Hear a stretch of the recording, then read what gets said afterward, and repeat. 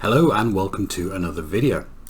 Today I am going to show off all of the stuff that I just got from the charity shops this morning. I don't usually show off my charity shop hauls, but it's quite a good one this morning. Sometimes you do a charity shop run and you come away with dust, and sometimes you come away with gold, and today was definitely one of those. So I wanted to show off what I got. It's all like horror stuff for the most part. There's a couple DVDs that aren't, but it's mostly books, and we're going to start with the books. So I tend to go on like a charity shop run to like a different place local to me once a week, and yeah, today like I said was definitely a very good day. Very pleased that I actually went out. So first off, we have the Dracula Centenary book by Peter Haining, which has a picture on the back of how Dracula is actually described in the novel with his moustache, which none of the film versions really kind of like give him a moustache, but he is described that way in the book. And this is a book just going over kind of like Dracula in media and how it was written, when it was written, the films that have been made from it. It's it's an interesting looking book. I do have one complaint though.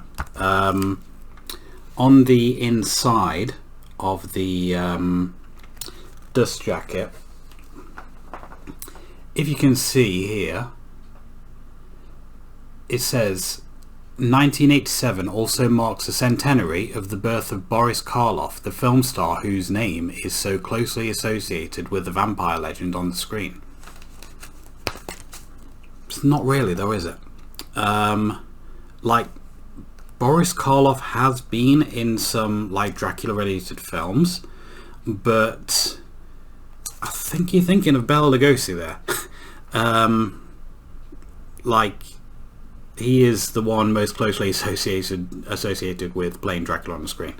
So it's kind of odd that you would mention Boris Karloff there, and not Bela Lugosi. I don't know if I'm missing something, or if they meant to write Bela Lugosi. I'm not entirely sure. But Peter Haining is someone that I have like a couple anthologies that he's edited. He is kind of like a well-known guy in like the horror field. So I'm sure he wouldn't have made that mistake. If it is a mistake, like I said, maybe I'm missing something. I don't know. But yeah, that is a very nice hardcover book there, and like I said, I really do enjoy that painting on the back. That's pretty cool. So next up, another hardback. The only other hardback I got is this: Demons and Dreams, the best fantasy and horror. And on the back you've got a larger version of that painting. So this is an anthology. Now I'm not sure if this is an anthology of fantasy stories and horror stories, or if it's an anthology of fantasy horror stories. I'm not entirely sure, but it's quite a large book.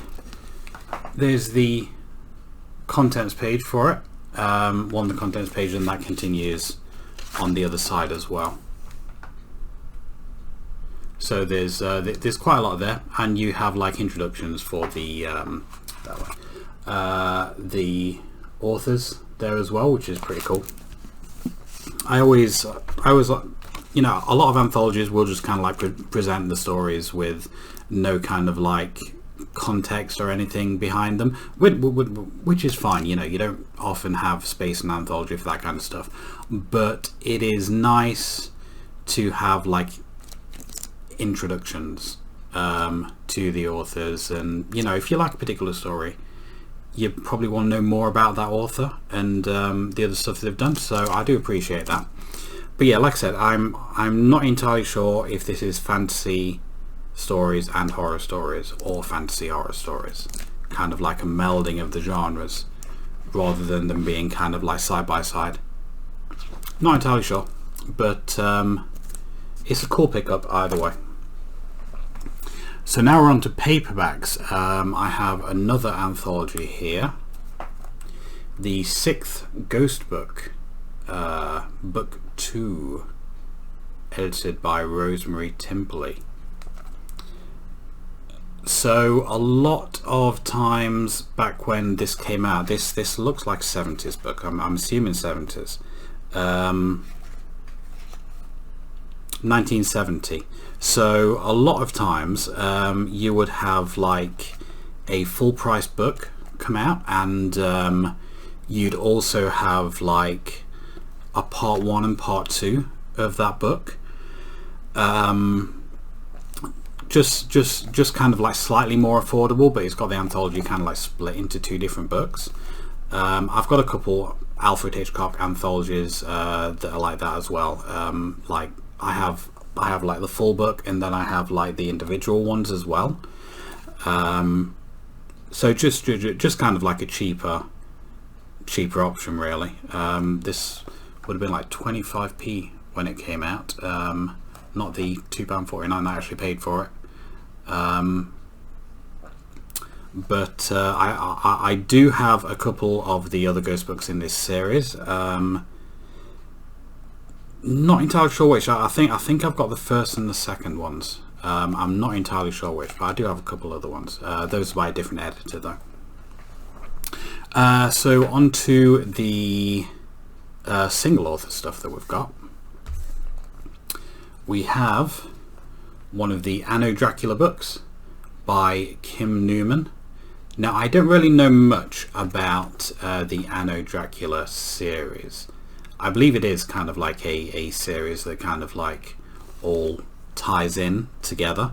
I do have one of the Anno Dracula books titled Alucard, I believe, and that is a hardback that is actually signed by Kim Newman. But that's the only one I have, so I now have a second one, and indeed I now also have a third one.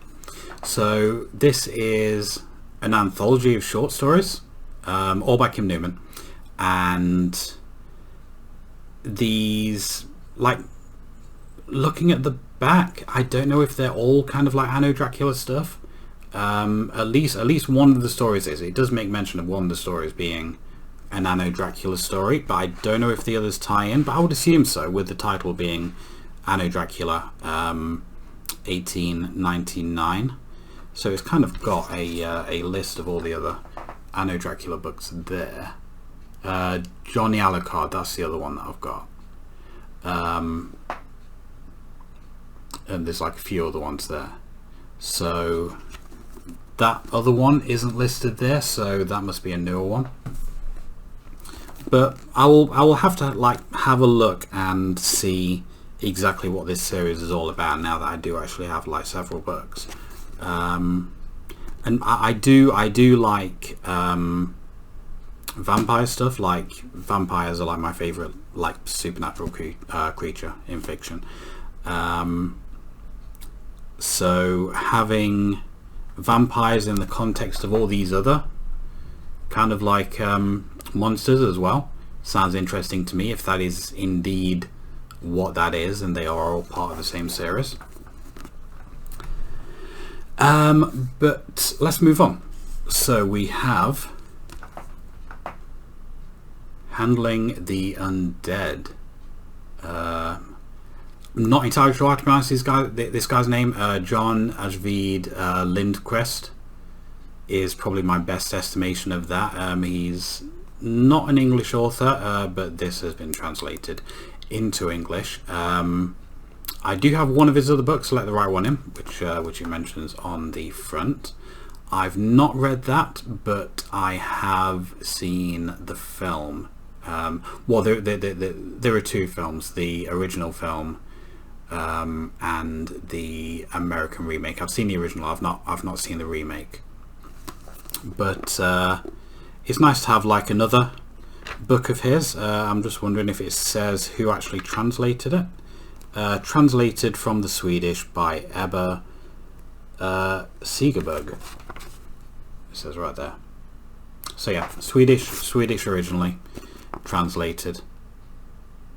So yeah, that's quite interesting. Next we have Ray Bradbury. Something Wicked This Way Comes. Now I have a anthology of Ray Bradbury stuff. I think this is the first novel that I've actually got. And I've heard about this novel. I don't really know what it's about, but I have heard about it, and I've heard kind of like pretty good things about it. So yeah, I'm interested in like looking into this at some point. It's quite old. 1962 originally came out. Obviously this edition isn't from 62. This edition is from 2005. But yeah, I am interested in this. I'm not 100% sure that this is horror. I think it might be fantasy, but yeah, I've been. It's kind of been on my mind for a while, this book, and that is an awesome title as well. Something Wicked This Way Comes. So yeah, like I said, don't know if it's horror, but it is something that I'm interested in. So next we have one of the X-Files novels, Ruins. I've got a few X-Files novels now, mostly the shorter ones, plus I've got one by Charles L. Grant. This one is by Kevin J. Anderson. I'm not sure if that's the same Kevin J. Anderson that wrote Scream. It might be, might not be, I'm not entirely sure. But yeah, it says about Whirlwind. That's the other one I've got, and I've got like a few of the shorter ones as well. But the X-Files is my favorite TV series, and I've been trying to find like some more of the novels recently, so that was like a nice find.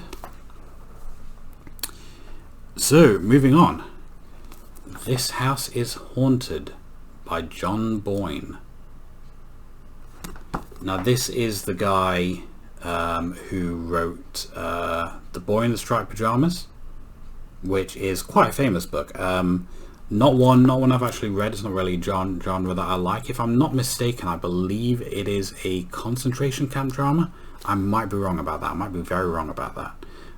But this is one of his ghost stories, and I love a good ghost story, so decided to pick that one up. It's kind of peeling away at the bottom there, but never mind. I have books in worse condition. Trust me, I have books in much worse condition than that. Another one, Joe Donnelly, Bane. I have one of his other books called Shrike, which I've not read. It's about twice the size of this one actually. Quite a long one. But that's the only other book of his that I have. But this is almost new. Like this clearly hasn't been read, this one. So that's like quite a nice find. Yeah, I'll have to read some Joe Donnelly at some point. I have not previously read any of his books, but I do have a couple now. So now we have another anthology. It's a single author anthology, R. Murray Gilchrist, who I've not actually heard of before, but this Tales of Mystery and the Supernatural series from Wordsworth. I do have quite a lot of these. They were quite prevalent in pound shops probably about a decade ago, and I picked up like loads of them. So I've got I don't remember the exact authors that I have, but I do have. I've probably got about 6 or 7 of these Tales of Mystery and the Supernatural, and this is Armory Gilchrist book. Like I said, I've not heard of the guy. I may have some of his stories in anthologies somewhere, but not entirely sure. And he says he likes to set his stories in Derbyshire's Peak District, so that's not that far from me. I always had dreams of kind of like hiking in the Peak District, but then my knees went, and it's like those dreams are kind of like no more, unfortunately. But every time I go past on the train, which is not very often, if ever I'm like traveling on train and we pass through Derbyshire, I always really like looking at the Peak District. Like I love like really big hills and stuff like that. They're kind of like fascinating to me. Next we've got Judith Kellman, Prime Evil. I do have one of her other books in hardback, which has got an awesome cover. This has also got an awesome cover. I like that painting. And this again seems to be some kind of like ghost story or something. Appears to be. I'm not entirely sure. But it's something about a weird mansion by the looks of it. But again, this is another one which is almost like brand new. So yeah, that is the second book I have from Judith Kellman. A lot of times, like it doesn't happen so much nowadays, but you would have like proper painted covers for like horror books back in the day, and that doesn't tend to happen that much anymore.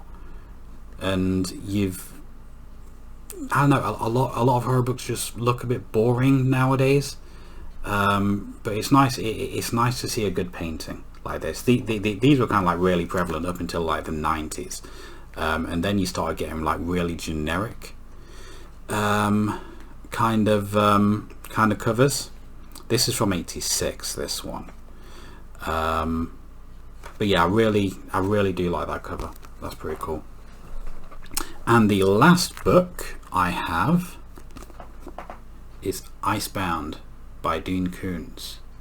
And quite rarely for a paperback, it doesn't actually have a synopsis on the back. It's just got a Dean Koontz photograph. But there is kind of like a short synopsis inside that says something about some kind of serial killer. So it seems to be like a serial killer kind of thing. Not entirely sure what it is. I should have checked before recording this video, but I may already have this. But this was originally published as Prison of Ice. It says there, formerly titled Prison of Ice. And this appears to be a corrected version. It does say here, this corrected version is still for the special and singular lady Winona Garbrick. I'm sure you're up there watching, red pencil in hand. So this is kind of like a revised edition of that original novel, which Dean Koontz has done a couple times. I've read his revised version of Demon Seed, which kind of like updates a lot of the technology to kind of like something a bit more modern, because it's essentially a novel about kind of like a rogue AI that kidnaps a woman in order to impregnate her. It's weird. It's very weird. There's a film as well with Julie Christie, which is pretty good. Also very weird.